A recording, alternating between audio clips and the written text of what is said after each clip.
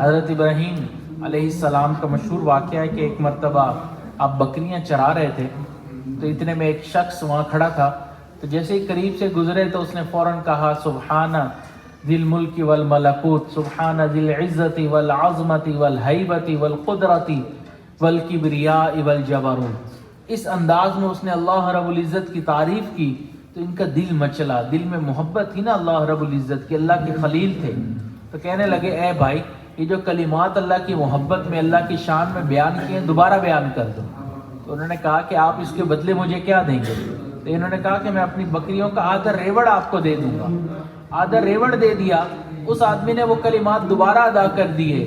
دوبارہ جب اللہ رب العزت کی تعریف سنی تو دل اور مچل اٹھا، کہنے لگے اے بھائی یہ کلمات دوبارہ ادا کر دو۔ اس نے کہا آپ کیا دیں گے؟ فرمایا بقیہ آدھی بکریاں آدھی ریوڑ بھی تمہیں دے دوں گا۔ حضرت ابراہیم علیہ السلام نے بقیہ آدھی بکریاں بھی اس کو دے دی۔ اس نے وہ کلمات دوبارہ کہہ دیے، پھر دل میں محبت اور زیادہ مچلنے لگی۔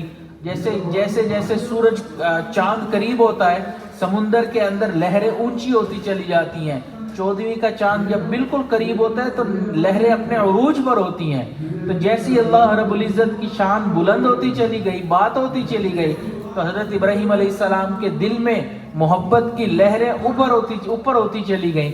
تو اس نے کہا کہ اب آپ کے پاس تو بکریاں بھی نہیں ہیں، اب تیسری مرتبہ اگر میں یہ کلمات کہوں گا تو آپ مجھے انعام میں کیا دیں گے؟ تو حضرت ابراہیم علیہ السلام نے فرمایا بھائی تمہیں یہ بکریاں چرانے کے لیے کسی نہ کسی بندے کی ضرورت پڑے گی، میں تمہارے لیے ان بکریوں کو چرا دیا کروں گا، تم اللہ رب العزت کی شان میں یہ کلمات دوبارہ کہہ دو۔